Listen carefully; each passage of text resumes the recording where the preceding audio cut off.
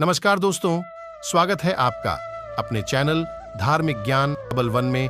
आपसे रिक्वेस्ट है कि वीडियो को अंत तक जरूर देखें। वीडियो पसंद आए तो लाइक करें, साथ ही दोस्त, रिश्तेदार में शेयर एंड सब्सक्राइब जरूर करें।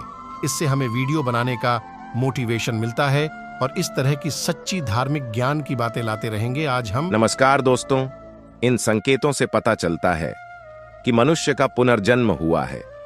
भगवान श्री कृष्ण ने नारद जी को उन महत्वपूर्ण रहस्यों के विषय में बताया है जिससे यह पता चलता है कि मनुष्य पिछले जन्म में कौन था तथा उसने पिछले जन्म में पाप कर्म किए थे या पुण्य कर्म किए थे। तो चलिए जान लेते हैं। दोस्तों, एक बार की बात है, द्वारका नगरी के महल में भगवान श्री कृष्ण सिंहासन पर विराजमान थे। उनकी ओर देवर्षि नारद धीरे धीरे वीणा बजाते हुए आए। उनके मुखमंडल पर एक दिव्य आभा थी और उनका हृदय भगवान श्री कृष्ण के दर्शन से पुलकित हो रहा था। नारद जी को देखकर भगवान श्री कृष्ण कहते हैं, पधारिए देवर्षि, आज द्वारिका नगरी में किस प्रयोजन से आना हुआ? नारद जी ने भगवान को प्रणाम करते हुए कहा, प्रभु, आप ही इस संसार के संचालक हैं। आपकी माया अपार है और आपने संसार को कर्म के बंधन में बांध रखा है। लेकिन प्रभु, आज मैं आपके पास एक शंका लेकर आया हूं। यदि दास को आज्ञा दे तो कहता हूं। भगवान श्री कृष्ण कहते हैं, हे देवर्षि, आपकी जो भी शंका हो निसंकोच होकर पूछ लीजिए। आपकी हर शंका का समाधान मैं अवश्य करूंगा। तब देवर्षि कहते हैं, हे प्रभु, मनुष्य का जन्म होता है, उसकी मृत्यु होती है और फिर उसका पुनर्जन्म होता है। तो फिर हे प्रभु, जब मनुष्य का पुनर्जन्म होता है तो उस मनुष्य को अपने पिछले जन्म के पाप और पुण्य कर्मों का फल प्राप्त होता है। लेकिन वह मनुष्य कैसे पता करे कि उसने पिछले जन्म में क्या क्या पाप किए थे? वह अपने पापों के लिए प्रायश्चित कैसे कर सकेगा यदि उसे पता ही न हो कि उसने पूर्व जन्म में क्या क्या पाप किए हैं? कृपया आप मुझे यह बताइए कि मनुष्य को कैसे पता चल सकता है कि उसका पूर्व जन्म कैसा था? श्री कृष्ण ने मुस्कुराते हुए कहा, देवर्षि, आज आपने बड़ा ही उत्तम प्रश्न किया है। आप सत्य कहते हैं। पुनर्जन्म का रहस्य अत्यंत सूक्ष्म और गूढ़ है। मनुष्य को उसके पूर्व जन्म का पता उसके शरीर पर स्थिति चिन्ह, उसके स्वप्न और उसके विचार आदि के द्वारा चल सकता है। हे देवर्षि, उन चिन्हों और लक्षणों के बारे में बताने से पूर्व मैं आपको एक प्राचीन कथा सुनाता हूँ। इस कथा को सुनकर आपको आपके सभी प्रश्नों के उत्तर मिल जाएंगे। इसीलिए हे देवर्षि, आप इस कथा को ध्यान से पूरा सुनिए, क्योंकि आधा अधूरा ज्ञान आपके लिए भी अशुभ हो सकता है। देवर्षि कहते हैं, हे प्रभु, यह तो मेरा बड़ा ही सौभाग्य है जो यह कथा मैं आपके मुख से सुन रहा हूं। आपके मुख से कथा सुनने मात्र से ही कोटि कोटि पाप नष्ट हो जाते हैं। इसीलिए हे प्रभु, कृपया आप वह कथा मुझे सुनाइए। मैं इस कथा को ध्यान से पूरा सुनूंगा और इसका प्रचार करूंगा। भगवान श्री कृष्ण मुस्कुराते हुए कहते हैं, ठीक है देवर्षि, चलिए अब मैं आपको वह कथा सुनाता हूं। बहुत समय पहले एक विशाल और समृद्ध राज्य में राजा महेंद्र प्रताप का शासन था। राजा महेंद्र प्रताप धर्मपरायण, न्यायप्रिय और अपने प्रजाजनों के कल्याण के प्रति समर्पित थे। उनके 5 पुत्र थे जिनके नाम थे अंशुमान, आदित्य, विभाकर, रुद्रांश और सोमेश्वर। ये सभी पुत्र युवा, योग्य और गुणी थे, लेकिन उनके जीवन में कुछ अजीब और भयावह घटनाएं घटने लगीं जो राजा को अत्यंत चिंतित कर गईं। एक दिन वे 5 पुत्र अपने पिता के पास एक एक करके आते हैं। सबसे पहले अंशुमान अपने पिता के पास आया और बोला, पिताजी, मुझे हर रात एक ही सपना आता है। मैं एक युद्ध भूमि में खड़ा होता हूं और हर बार मेरी मृत्यु हो जाती है। मैं इस दुःस्वप्न से बहुत परेशान हूं। उसके बाद आदित्य भी अपने पिता से मिलने आया और आदित्य ने कहा, पिताश्री, जब भी मैं पर्वतों पर शिकार के लिए जाता हूं तो मुझे ऐसा महसूस होता है कि मैं वहां से गिर जाऊंगा। यह भय मुझे हर पल सताता रहता है। आदित्य के बाद विभाकर अपने पिता से मिलने आया और विभाकर ने अपने पिता से कहा, हे पिताश्री, मैं जल से अत्यधिक भयभीत हूं। मुझे नदी, तालाब या समुद्र के पास जाने में भी डर लगता है। यह डर मेरे जीवन को बुरी तरह प्रभावित कर रहा है। फिर रुद्रांश भी अपने पिता के पास आया और उसने बताया, हे पिताश्री, मुझे आग से गहरा भय है। ऐसा लगता है कि मैं किसी भी समय जल जाऊंगा। हालांकि मेरे जीवन में ऐसा कुछ भी नहीं हुआ जिससे मुझे आग से डर लगना चाहिए। फिर अंत में सोमेश्वर ने आकर अपने कहा, हे पिताश्री, मैं अक्सर ऐसे अनुभव करता हूं जैसे मैं किसी अनजानी जगह पर पहले ही आ चुका हूं। यह अनुभूति मेरे मन को विचलित कर देती है। राजा महेंद्र प्रताप इन घटनाओं से अत्यधिक चिंतित हो गए और उन्होंने राज्य के सभी विद्वानों, ज्योतिषियों और चिकित्सकों से परामर्श किया, लेकिन कोई समाधान नहीं मिला। फिर एक दिन राज्य में महान विद्वान ऋषि वशिष्ठ पधारे। उनके आने की सूचना पाकर राजा महेंद्र प्रताप ने उनका सम्मानपूर्वक स्वागत किया और उन्हें राजमहल में बुलाया। जब महर्षि वशिष्ठ जी ने राजा को पूछा, हे राजन, आपके स्वागत से मैं अत्यंत प्रसन्न हो गया, किंतु आपके चेहरे पर खिन्नता और उदासी दिखाई पड़ रही है। इसका क्या कारण है? कृपया संकोच न करें, जो भी बात है स्पष्टता से कहिए। तब राजा ने ऋषि वशिष्ठ को अपने पुत्रों की अजीब घटनाओं के बारे में विस्तार से बताया। ऋषि वशिष्ठ ने ध्यानमग्न होकर मनन किया और फिर गंभीर स्वर में बोले, हे राजन, आपके पुत्रों की ये समस्याएं उनके पूर्व जन्मों से जुड़ी हुई हैं। प्रत्येक पुत्र का जीवन उस जन्म के कर्मों का परिणाम है। मैं आपको उनके पूर्व जन्मों के बारे में बताता हूं। ऋषि वशिष्ठ ने सबसे पहले अंशुमान की ओर देखा और कहा, अंशुमान, तुम्हारा पूर्व जन्म में नाम था सूर्यकेतु। तुम एक महान योद्धा थे और मगध के राजकुमार थे। तुम्हारी वीरता के चर्चे दूर दूर तक फैले थे, लेकिन एक दुष्ट राजा ने छल से तुम्हारी हत्या कर दी थी। युद्ध भूमि में तुम्हारी मृत्यु हुई थी, इसलिए आज तुम्हें हर रात युद्ध भूमि में मरने का सपना आता है। अंशुमान ने सिर झुकाकर कहा, ऋषिवर, क्या इसका कोई समाधान है? ऋषि ने उत्तर दिया, तुम्हें अपने वीरता के गुण को पुनः जागृत करना होगा। किसी बड़े यज्ञ का आयोजन कर उसमें अपनी वीरता का प्रदर्शन करो, इससे तुम्हारी आत्मा को शांति मिलेगी। फिर ऋषि वशिष्ठ ने आदित्य की ओर मुड़ते हुए कहा, आदित्य, तुम्हारा पूर्व जन्म में नाम था धवल। तुम एक कुशल शिकारी थे और हिमालय के पर्वतों पर शिकार किया करते थे। एक दिन तुम शिकार करते समय पर्वत से गिरकर अपनी जान गंवा बैठे थे। यही कारण है कि आज तुम्हें ऊंचाइयों से डर लगता है। आदित्य ने चिंता व्यक्त करते हुए कहा, ऋषिवर, मैं इस भय से कैसे मुक्ति पाऊं?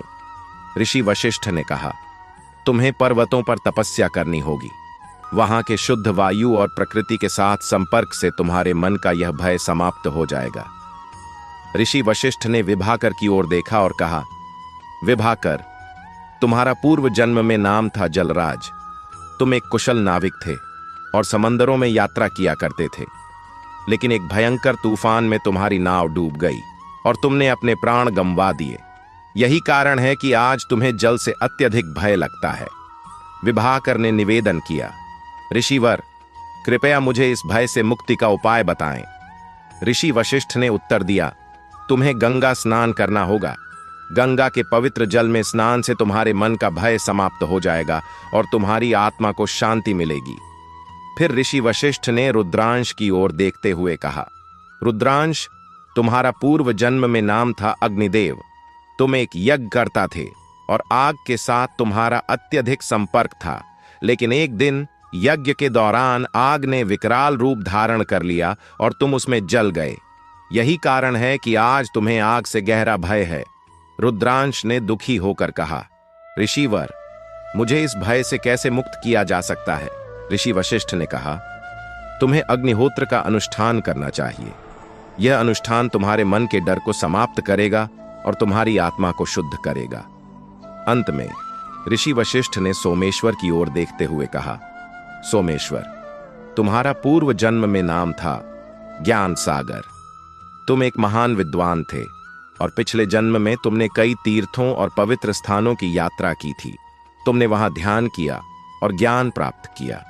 तुम्हारी आत्मा में उन स्थानों की स्मृतियां आज भी जीवित हैं। सोमेश्वर ने पूछा, ऋषिवर, मुझे क्या करना चाहिए? ऋषि वशिष्ठ ने उत्तर दिया, तुम्हें उन स्थानों की यात्रा करनी चाहिए जहां तुमने पिछले जन्म में ज्ञान प्राप्त किया था। वहां ध्यान करो और अपनी आत्मा को शांति प्रदान करो। राजा महेंद्र प्रताप ने ऋषि वशिष्ठ के निर्देशों का पालन करते हुए अपने पुत्रों को उनके पूर्व जन्मों के कर्मों का प्रायश्चित करने का आदेश दिया। सभी पुत्रों ने अपने अपने कर्मों का प्रायश्चित किया और उनकी सभी अजीब घटनाएं समाप्त हो गईं। भगवान श्री कृष्ण ने नारद जी से कहा, देवर्षि, यह कथा पुनर्जन्म के सत्य और कर्मों के महत्व को प्रकट करती है। आत्मा अपने कर्मों के अनुसार ही जन्म और अनुभव प्राप्त करती है, इसलिए सदा अच्छे कर्मों का पालन करना चाहिए। कथा समाप्त होने के बाद भगवान श्री कृष्ण ने नारद जी को संबोधित करते हुए कहा, देवर्षि, पुनर्जन्म के विषय में कुछ और गहरे सत्य हैं जिन्हें मैं आपको बताना चाहता हूं। यह लक्षण मनुष्य के पिछले जन्मों के कर्मों का प्रत्यक्ष प्रमाण होते हैं और इनसे यह जाना जा सकता है कि किस प्रकार के पाप और कर्म अगले जन्म में क्या फल देते हैं। भगवान श्री कृष्ण ने कहा, जो मनुष्य अपने पिछले जन्म में असत्यवादी होता है, अर्थात झूठ बोलकर धन कमाता है, उसे यमलोक में कठिन यातनाएं सहनी पड़ती हैं। उसे सत्य के मार्ग से भटकने और समाज में भ्रम फैलाने के अपराध में दंडित किया जाता है। इस सजा के पश्चात जब वह व्यक्ति पुनः जन्म लेता है तो उसकी वाणी में दोष उत्पन्न हो जाता है। वह हकलाकर बोलता है या उसकी वाणी में स्पष्टता नहीं होती। यह दोष उसके झूठ बोलने के पाप का प्रत्यक्ष परिणाम है। ऐसे व्यक्ति के जीवन में संवाद की कठिनाइयां आती हैं और वह सामाजिक रूप से अक्षम हो जाता है। भगवान श्री कृष्ण ने आगे कहा, यदि कोई व्यक्ति अपने पिछले जन्म में निष्पाप और मासूम जानवरों पर अत्याचार करता है तो उसे भी नरक की यातनाओं से गुजरना पड़ता है। वह नरक में उन जानवरों की पीड़ा का अनुभव करता है जिन्हें उसने कष्ट दिया था। जब वह व्यक्ति पुनः जन्म लेता है तो उसकी वाणी को शक्ति नहीं मिलती और वह गूंगा पैदा होता है। यह लक्षण उसके पूर्व जन्म के निर्दयता और हिंसा के परिणाम स्वरूप प्रकट होता है। उसकी आत्मा में जो दोष उत्पन्न होता है वह इस जन्म में गूंगेपन के रूप में प्रकट होता है। भगवान ने गंभीर स्वर में कहा, जो व्यक्ति अपने पूर्व जन्म में अकारण किसी की हत्या करता है वह भी नरक की भयानक यातनाओं का सामना करता है। नरक में उसे उस दर्द और पीड़ा का अनुभव कराया जाता है जो उसने अपनी हत्या के द्वारा दूसरे को दिया था। जब वह व्यक्ति पुनः जन्म लेता है तो उसे कोढ़ जैसे गंभीर रोग से ग्रसित शरीर प्राप्त होता है।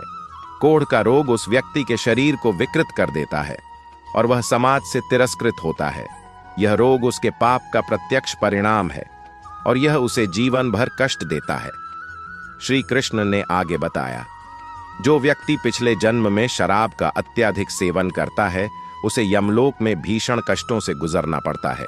उसके शरीर को गर्म लोहा पिघलाकर पीने के लिए दिया जाता है और उसकी आत्मा को इस प्रकार की अत्यंत दर्दनाक यातनाओं का सामना करना पड़ता है।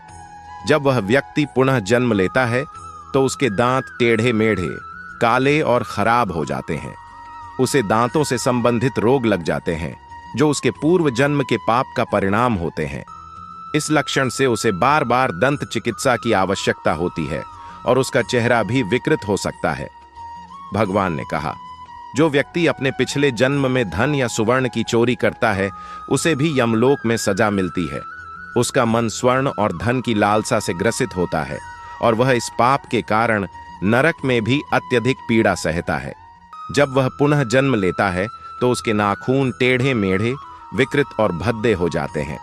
उसके नाखूनों की यह विकृति उसके पूर्व जन्म के पाप का प्रतीक होती है। इस लक्षण के कारण वह समाज में तिरस्कृत होता है और उसका आत्मविश्वास भी कमजोर हो जाता है। श्री कृष्ण ने गंभीरता से कहा, जो व्यक्ति अपने पिछले जन्म में गुरु का अपमान करता है या गुरु की पत्नी के साथ शारीरिक संबंध बनाता है वह अत्यंत पापी होता है। ऐसे व्यक्ति को नरक में कठोर दंड दिया जाता है। उसे चर्म रोगों का सामना करना पड़ता है जिससे उसकी त्वचा में विकृति आ जाती है। जब वह पुनः जन्म लेता है तो उसे चर्म रोग से पीड़ित शरीर प्राप्त होता है। उसकी त्वचा में विभिन्न प्रकार के विकार उत्पन्न होते हैं और वह जीवन भर इस रोग से पीड़ित रहता है। यह उसके गुरु के प्रति किए गए पाप का परिणाम है। भगवान श्री कृष्ण ने बताया, जो व्यक्ति अपने पिछले जन्म में दान धर्म का पालन नहीं करता वह इस जन्म में अत्यंत दरिद्र बनता है। वह नरक में दरिद्रता की यातनाओं को सहता है और भिक्षा मांगकर जीवन यापन करता है। जब वह पुनः जन्म लेता है तो उसकी आर्थिक स्थिति अत्यंत कमजोर होती है। उसे भिक्षा मांगनी पड़ती है और उसका जीवन अत्यंत कठिनाइयों से भरा होता है। यह दरिद्रता उसके दान धर्म के अभाव का प्रतिफल है। भगवान ने कहा, जो व्यक्ति अपने पिछले जन्म में अपनी पतिव्रता पत्नी को कष्ट देता है और वेश्या के साथ संबंध बनाता है, उसे नरक में भीषण यातनाएं झेलनी पड़ती हैं। जब वह पुनः जन्म लेता है तो उसे दुष्ट और कष्टदायिनी पत्नी प्राप्त होती है। उसकी पत्नी उसे सदा दुख और पीड़ा देती है, जो उसके पूर्व जन्म के पाप का प्रतिफल है। यह लक्षण उसके जीवन में मानसिक और शारीरिक पीड़ा का कारण बनता है। भगवान श्री कृष्ण ने कहा, जो व्यक्ति अपने पिछले जन्म में अपने माता पिता का अपमान करता है और उन्हें कष्ट देता है, वह नरक में कड़ी सजा पाता है। जब वह पुनः जन्म लेता है तो उसकी संतान मूर्ख और दुष्ट जन्म लेती है। ऐसी संतान उसे अत्यधिक कष्ट देती है और उसकी मानसिक शांति छीन लेती है। यह लक्षण उसके माता पिता के प्रति किए गए कुकर्मों का परिणाम है। भगवान ने समझाया, जो व्यक्ति अपने पिछले जन्म में धर्म ग्रंथों की चोरी करता है, वह भीषण पाप करता है। उसे नरक में कठोर दंड दिया जाता है। जब वह पुनः जन्म लेता है तो वह जन्मांध हो जाता है। उसकी आंखों की रोशनी चली जाती है और वह जीवन भर अंधकार में जीता है। यह लक्षण उसके धर्म ग्रंथों की चोरी के पाप का प्रतिफल है। अंत में श्री कृष्ण ने कहा, जो व्यक्ति अपने पिछले जन्म में रजस्वला स्त्री के साथ संभोग करता है, वह नरक में भीषण कष्ट झेलता है। जब वह पुनः जन्म लेता है तो वह नपुंसक जन्म लेता है। यह लक्षण उसके पिछले जन्म के पाप का प्रतिफल है, जो उसे जीवन भर दुख और अपमान सहने पर विवश करता है। भगवान श्री कृष्ण के मुख से यह सभी लक्षण सुनकर नारद जी अत्यंत प्रभावित हुए।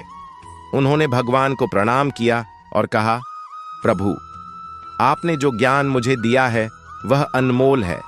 मैं इसे संसार में प्रचारित करूंगा ताकि लोग अपने कर्मों का सही मूल्य समझ सकें और सन्मार्ग पर चल सकें।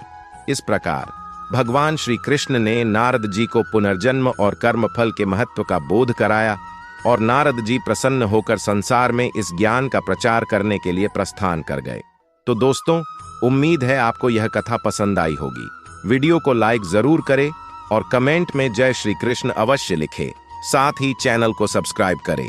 आप सभी का धन्यवाद।